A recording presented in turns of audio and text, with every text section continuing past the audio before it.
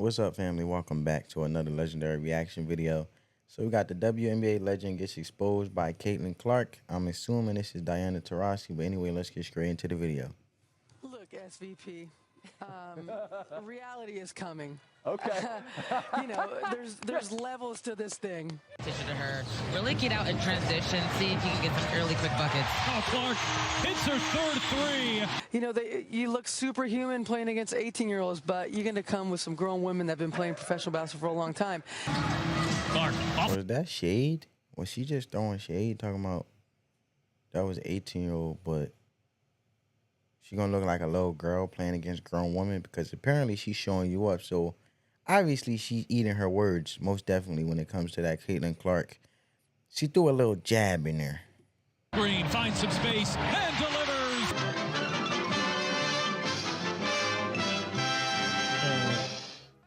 When it comes to WNBA for the longest time, they were a laughingstock, a sideshow, and generally a bad punchline to numerous jokes. These gals sure do make it look difficult. But is having this minor skill worth being so unattractive? That's for the fan to decide. Yay! Now, where this all started to change is the one Caitlin Clark, as due to her influence, her popularity, women's basketball has skyrocketed in the past year. And some might say it's all hype, she's overrated. I mean, say whatever you want. It's not all hype, man, especially when she's backing up the hype, if that's the case may be, hypothetically. But her play on the court thus far in the WNBA has backed up all the hype and more. As if she was just some average player, 5 points per game, 10 points per game, a solid play, nothing special, the hype would have died down. But Caitlin Clark, quite literally, is the real deal and comes as advertised. And for a lot of her so-called detractors, actual WNBA players doubting her, it's been a rude awakening for them the past couple of weeks. Look, SVP, reality is coming. Okay. There's levels to this thing. You look superhuman playing against 18-year-olds, but you're going to come with some grown women that have been playing professional basketball for a long time. And that's why she trash. That's a hate. You can never hate your way to success. And that's why her success is now disintegrating. Because the simple fact is, what has she done when she played for the Team USA this year, when she was basically coming off the bench playing 2 or 3? You get what I'm saying? She may have been a starter, but I'm just saying coming off the bench in general. Diana Taurasi only scored about, what, 0 to 2 points? Wasn't that highly effective. Didn't really put points on the board. The Team USA women's basketball team won by 1 point. Very, very shy. Very, very, very, very slim. This is small to losing it all to France. So at the end of the day, she's eating her own words. And you should just respect it. She got to the league for a reason, the same way we can say Diana Taurasi got to the league for a reason. I just don't like, for the simple fact that pettiness is being shown and expressed as a legend that she is, and how she impacted the game. And times evolve, and you appreciate your shine when you have it. But at the end of the day, you have to know that you're not going to always be in the limelight, so you have to enjoy it while you have it. And now, the value and the impact of the WNBA became even greater and evolved to the next generation, which is Caitlin Clark in this time being, and will definitely be highly impactful for a long time. In regards to the impact and how significant that impact was, because obviously she's putting food in the mouths of not just general players, but Diana Taurasi as well, because she's basically flying a certain way that she wasn't flying before Caitlin Clark came in, when it came to them being transported to games. And now they're being transported to games in a more fancy or a lavish way than they ever had before. So why sit there and try to go against something that's putting food in your mouth and food on the table? It's like biting the hand that feeds you, metaphorically. So this petty, envy, jealousy, hate. And that's why whatever impact that Diana Taurasi has on the game of the WNBA, she's going to dissipate it with the hate.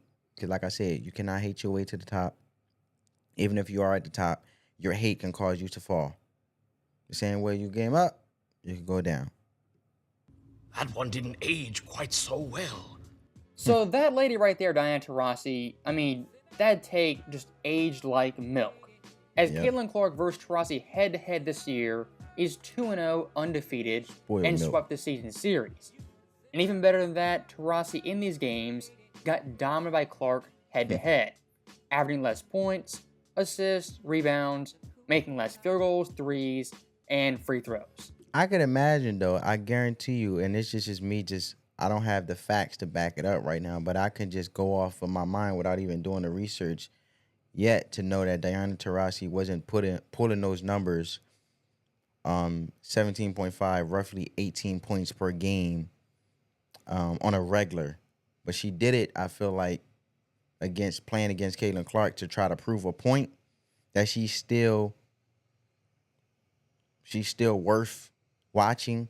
Because let's be honest, nobody was checking for the WNBA, and I didn't know about Diana Taurasi until Caitlin Clark came along.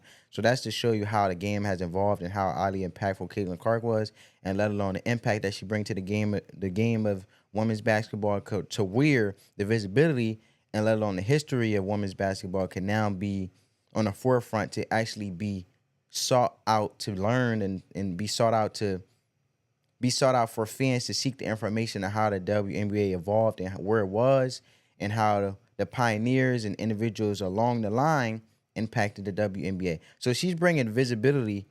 Caitlin Clark is humbly bringing visibility to all of them. I didn't know about Dawn Staley. I didn't know about a couple of these individuals who have been a legend in the WNBA, and now I do. So, type screens, but I guarantee you she had to feel like she had to prove a point by trying to try to pull these significant numbers, scoring 18 points per game the 2 times she played head-to-head against Caitlin Clark. Because now look at her numbers when she played against the best of the best internationally. So can you imagine her numbers is definitely diminishing in the ongoing season that's to go on for the rest of the WNBA season. So she's not even going to pull them numbers no more. I guarantee you. And that's just me going on straight off the dome. I ain't even doing no research. I'm telling you. Ever since the word Caitlin Clark dominated this matchup and shut up Taurasi once and for all. And look, when it comes to sports trash talking, that's part of the deal. But if you're a veteran player, one of these so-called greatest of all time, if you're going to talk crazy on ESPN, at least back it up on the court. And to give you guys some perspective, Clark in their latest matchup, 29 points, 10 assists, and 5 boards. That stat line for the WNBA is downright comical, as in their 25-year history, only 4 times ever as a player put up those numbers. Skylar Diggins, Sabrina Ionescu, and Caitlin Clark twice. And shout out to CC, man. In her last 5 games. Is that good? That's unbelievable. Yeah. Once again, what Caitlin Clark is doing as a rookie is rewriting the history books as we know them. And for a lot of past legends, even current day stars like Taurasi, they get a little bit nervous, get cold feet when they're getting pushed to the side, getting less attention than someone like Clark, who's unproven. They think that the attention has to stay on them. First of all, the limelight was never on you because nobody knew you. You just was legendary in regard to the game and the numbers you was putting up statistics-wise. Nobody was checking for your stats. That's where she got it misconstrued. They might check for it now because, oh, WNBA legend. Oh, legend? How she became a legend? Yeah. It gains interest from newcomers, fans that are new, that are now seeking out the history because now they have had a reason to be interested in the WNBA, like I said. So, pass the torch, like she said she was. Diana said she was going to pass the torch, and now it don't look like she want to. So now it's like, oh, I'm going to pass the torch. Oh, I don't want to. Bro, any way you put it, you can't overtake greatness. Greatness is going to do what it do, period, self-explanatory, and that's what it is. And a rookie. And speaking of being a rookie, let's compare Caitlin Clark as a rookie to Diana Taurasi. This comparison, again, pretty embarrassing, as Clark in her rookie season averaged more points, assists, boards, steals, blocks on higher shooting percentage. And Taurasi in her rookie season, her highest point total was 29. Caitlin Clark thus far has scored 29 points or more 4 separate times, including 30 twice. Taurasi, her rookie year, the most assists she had was 8. Caitlin Clark in her rookie year is averaging 8.3. And last but not least, Taurasi in her rookie season had 1 double-double and 0 triple-doubles. Clark thus far, 10 double-doubles, including 10 double-doubles, bro. What is there more to say? She talking about is she playing against 18-year-olds and looking like a superwoman.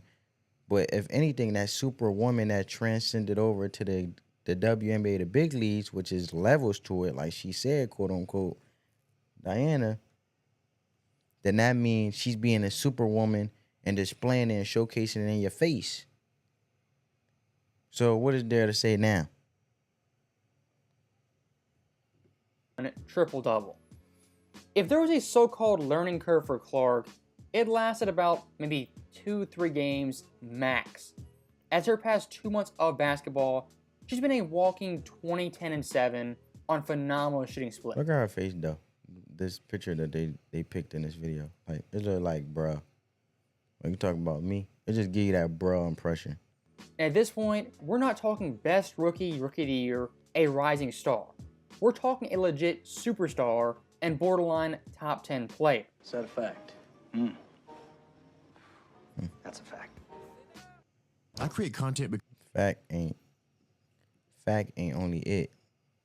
It's a fact, but it's also self-explanatory. It's a self-explanatory fact. It's just like it's just now we just addressing the haters at this point, just because willingly we are. But the game speaks for itself for And one more Clark. thing I do want to touch on is the women's team for USA basketball in the Olympics. And of course, Clark was left off this team in very much Isaiah Thomas 92 fashion, as in terms of overall talent and skill, she meets all the qualifications. Now, is she a fan favorite on the team? Not necessarily. And you'll never guess which player who's 42 years old got the nod over Clark. That, of course, Diana Taurasi, who again is 40. Hold up. We gotta do this.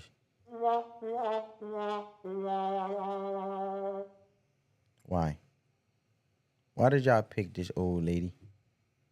This old lady ain't do nothing. You was better off just letting Caitlin Clark coming off the bench.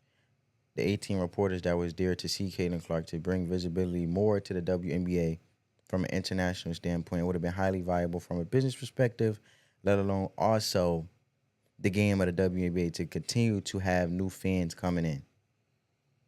They basically put at a halt the fan base that they are building, involved with the WNBA, because they're basically building their fan base right now.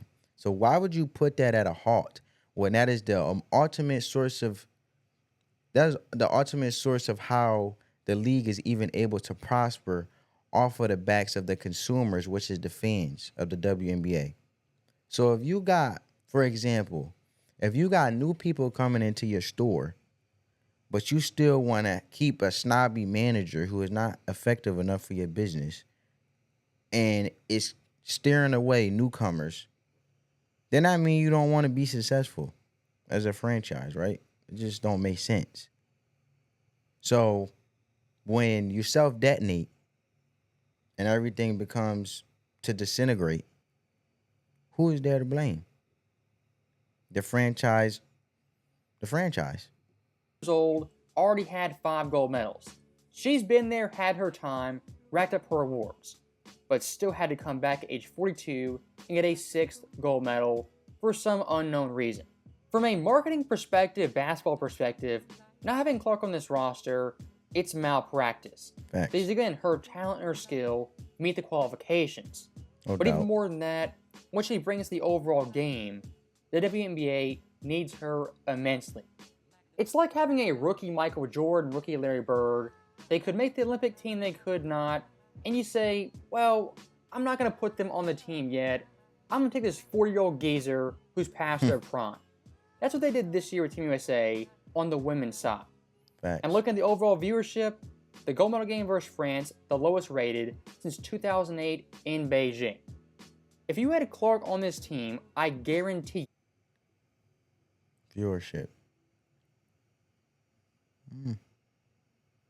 If you had Clark on that team, that 2012 viewership, that 10.2 mil, would have doubled. I guarantee you would have had like 20.2 plus mil when it came to viewership along that gold medal game. If I'm not mistaken, and I want to look this up real quick, I'm sure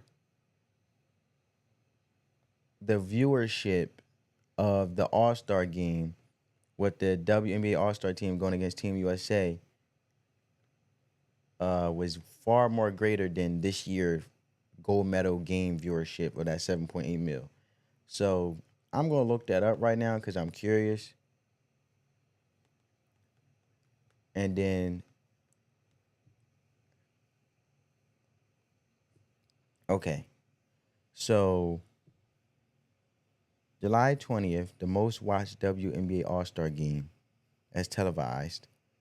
Audience of 3.44 million viewership-wise, with individuals that watched, audience-wise, right? So if you want to be technical, if you add that 7.8, roughly if you round it 8 mil from 2024 gold medal viewership, right? Let's just say 7.8 plus 3.44. Okay, 11.24 million people watching it. It still would have outdone that 2012 10.2 mil viewership in a gold medal game. And that's just the first year Caitlin Clark actually would join the team. Hypothetically, if Caitlin Clark did join the Team USA team this year, even if it was just coming off the bench. Now, if you look at the viewership in the WNBA All-Star game throughout the years,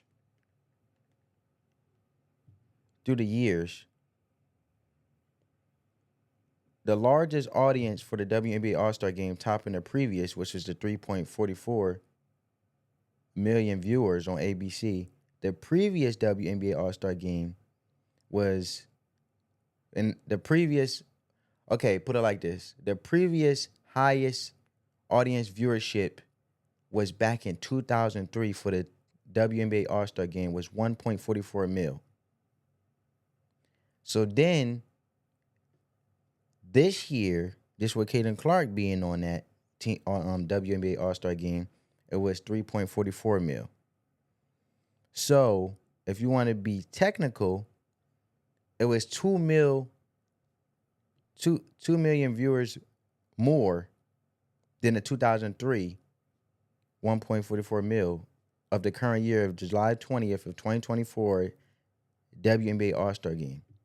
It was 200 million more viewers than the last highest viewership retention rate or viewership they had back in 2003. And it's 2024. So we talking 21 years ago. And she doing numbers her first year as a rookie. What Diana Taurasi doing? Like, come on, bro. they'd have been the story of the tournament, must-see TV, and push the game forward like you've never seen. But instead, to Diana Taurasi, who again is 42 years old, already had her shine. And looking at her play in the Olympics, her total stat numbers. And you know what's crazy? Okay, let's look at it. Diana Taurasi didn't join the WNBA until she was drafted by Phoenix as the first overall pick in 2004. And I just told y'all, family, that the viewership for the All-Star game, the top All-Star game the record was just broken. The highest viewership the WNBA All-Star game had was in 2003. the year before Diana Taurasi came. So what big of enough impact has she done versus Caitlin Clark, who came her first year, and they hit 2 million more and broke the record from their last game, which was 21 years ago, WNBA All-Star game wise, when it came to viewership. Come on, bro. If you can't acknowledge the facts and accept it, but want to disregard it, that's just pure hate. You hating. 5 points, 2 of 12 shooting, 1 of 9 from deep, with a plus-minus of +1. And the gold medal game played 0 minutes. My God, what is that smell? If you don't think Caitlin Clark in the Olympics couldn't have gotten 5 points and made 2 shots, you're out of your mind. Why you put Clark on this roster? You're not just out of your mind, but you're ignorant.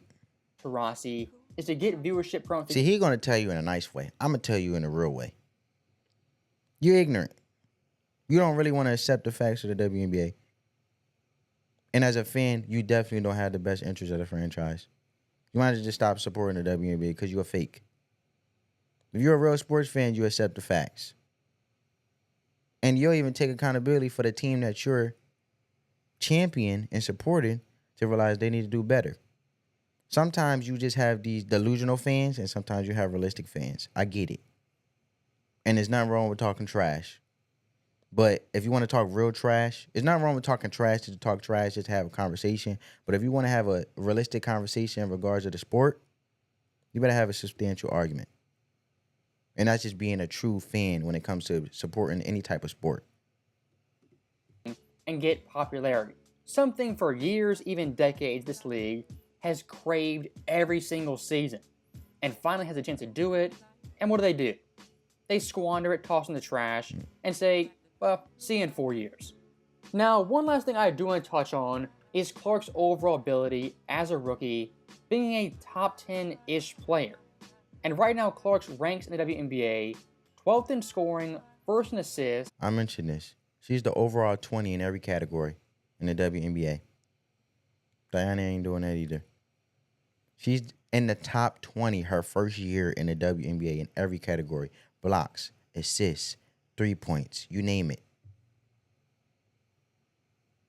Points per game. Steals. Like, come on, man. Rebound, like. 19th in boards, 1st among guards. Top 20. 14th in steals, 16th in blocks, but again, 1st among guards. What you have in Caitlin Clark isn't just the Rookie of the Year and a great player. You have a whole industry, a whole league, depending on her and her success. As again, if she's an average player, a semi-good player, the Caitlin Clark effect women's basketball wouldn't get nearly as much attention. Facts. But due to her being so great, so phenomenal, the attention, the praise, popularity is going to keep coming in droves. So that right there is the end of the video. And once again, Caitlin Clark proving all the doubters wrong, Diana Taurasi, ESPN, all the doubters and naysayers that she wouldn't make it versus quote-unquote grown women. As always, thank you guys for watching. Hope you enjoyed it. I'll see you next time. Okay, family, you guys got my thoughts, perspective, and insight on it. I'm curious to see you guys' thoughts and insight and perspective, particularly and specifically based on the line that Diana Taurasi said, basically, quote-unquote, saying, oh, she could be a superwoman playing against 18-year-olds, but when it comes to this league, there's levels to it. Comment down below you guys' take on it. You guys got my perspective, insight on it. I feel like it was just a hateful comment, jealousy, throwing shade and throwing a little jab. But at the end of the day, overall, just corny. Her game speaks for itself. But comment down below you guys' take on it. How do you guys feel about that commentary that a WNBA legend said about a rookie? And obviously, for a rookie to bring that amount of visibility and hatred towards themselves just by playing the game of basketball and being successful at it, it speaks a lot and it speaks volumes. But anyway, family, spread that peace, love, and positivity. Give this video a big thumbs up. On that note, family, peace.